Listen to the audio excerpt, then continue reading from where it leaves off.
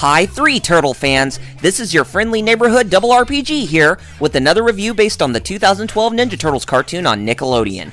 Man, it's been 4 episodes already and we haven't even heard our ninja crime fighter say cowabunga just yet. I really hope they don't stick with that booyakasha as cowabunga for this show, but it could be that term in Japanese, so who knows. Either way, I hope they say that trademark catchphrase soon. Alright, now today's review is based on episode 4 called New Friend, Old Enemy. Raphael had solo development in Turtle Temper, and now it's time for Mikey to step up to the plate. Watch the review of this awesome episode. Episode 4 begins with this agent from the Foot Clan meditating in this dojo with foot ninjas surrounding him. The warrior defeats them, and what we see was a training session with Shredder watching his progress from within the shadows. Oroku Saki has made it to New York, and he tells the agent that Hamato Yoshi is still alive within the Big Apple. He and the street punk by the name of Zever must work together to track down the turtles, study them, and use all their evidence to get to Splinter. The warrior is reluctant to work with the street kid, but it really doesn't escalate to any important subplot in the episode's story. Afterward, the turtles are above the streets of New York and spending some time off during the night hours with doing insane stunts either for fun, to show off, or to ruin the moments. I am looking at you, Raffy boy! However, their antics are interrupted when they catch the presence of a kitten that is away from its owner while he is calling for it. Michelangelo insists on taking the cat to the owner to have him show his gratitude in bringing it back, but the others aren't very keen on that idea, as that approach wouldn't be the same when they met with April for the first time. Mike still insists, and heads over to the pet's owner only to get a rude awakening from the feline based on the man's scared behavior. Mikey starts to believe that his brothers are right, but thinks that this guy he spots from a billboard could be another great human friend to him. The man on the billboard is named Chris Bradford, and before you start commenting, yes, he does look like an animated Chuck Norris on steroids. Raph begins explaining that Mikey is who he is, and that not everyone is going to be his friend, but Mikey thinks his brothers are jealous for not trying. The lecture comes to a complete stop as the turtles are surrounded by foot ninja who happen to spy on them from up above. Their presence brings forth a royal rumble between the 4 brothers and Shredder's organization. The battle goes on pretty well for both sides, and Leo is very happy to fight someone on equal strength since they are not like the Krang. Leo may have spoken about that too soon, as the skilled agent from the beginning starts to lay the smackdown on him and his brothers. Both factions go their separate ways when the police get too close, and the turtles retreat to their sewer lair. Leo goes into another conversation with Splinter, and saying that fighting should be done with fairness, but his sensei insists that fighting an enemy means bringing about victory against those who do not fight fair. Elsewhere, Raph, Mikey, Donnie, and April O'Neil are chilling at their relaxation spot with the radical dude aiming to be a great friend with Chris Bradford. April insists that there are better friends for him to be friend with than someone that both he and Bradford do not know too well.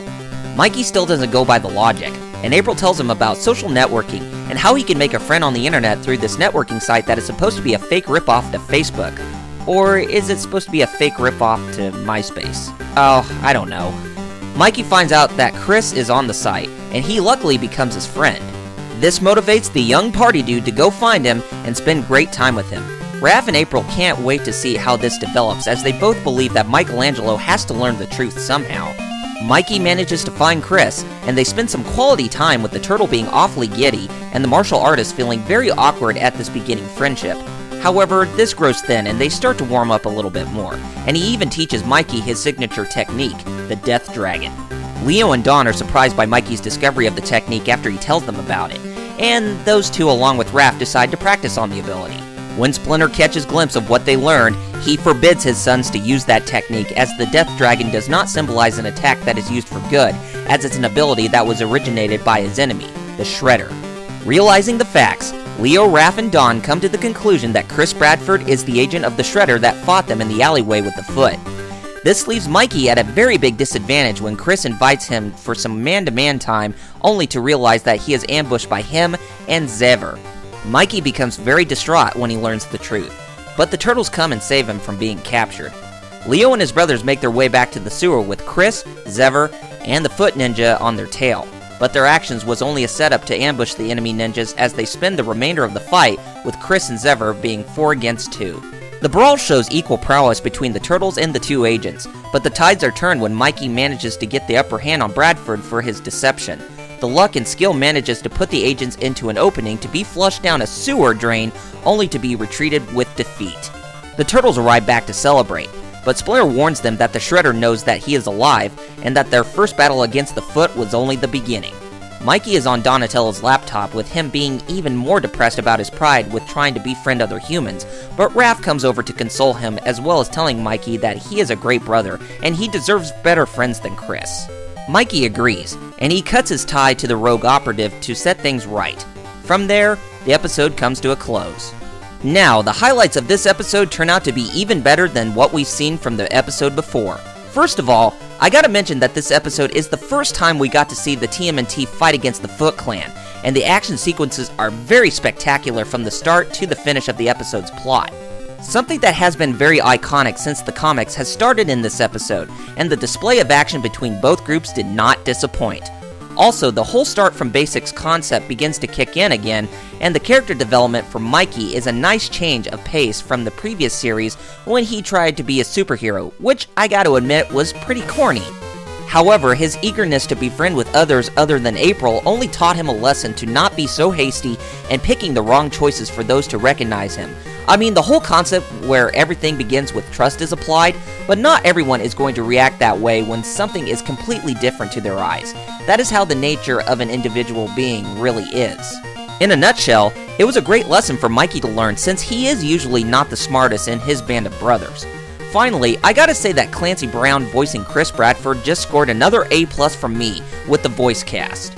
The guy who is famous for voicing Lex Luthor in Superman the Animated Series is the voice of another potential bad guy for this series? Nickelodeon just continues to impress me even more. If they have someone like Clancy Brown be in this cartoon, then they have to have Tim Daly and Kevin Conroy be whatever good guys come onto the show in the future. That may not happen, but wouldn't it be cool? This episode does deliver with great appeal, but the one thing I think that prevented this episode from perfection would be Mikey's quick relationship with Chris Bradford.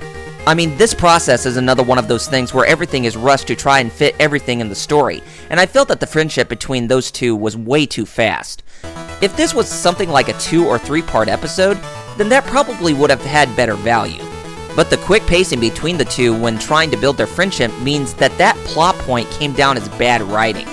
If it was something that was done more in the episode, with there being less scrutiny to Mikey from his brothers, then there could have been more room for the friendship to occur. However, I digress, as we will most likely see Bradford come back for a rematch. Oh, and one more thing. Can we skip the typical and obvious observation that certain characters come in as enemies later? It's getting old. Other than that, this episode was brimming with cowabunga all over. I have to give this episode a 9 out of 10. Great improvement, and very good character development for Mikey throughout the episode's plot. And with that, this review has come to a close. I hope you really enjoyed it, and be sure you check the episode out on nick.com. And the episode should be available on the PlayStation Network for you to download, and with the other individual episodes through the video section of the PlayStation Store. Check in for my next video as we take a look at episode 5. I think his name is Baxter Stockman. Before you go on, this Baxter Stockman is a return of the comic incarnation that we have seen in the previous animated series, so don't get your hopes that we will see the Fly character again. It makes me sad too, but you may never know if the Fly mutant in the Deranged Doctor may make a return someday.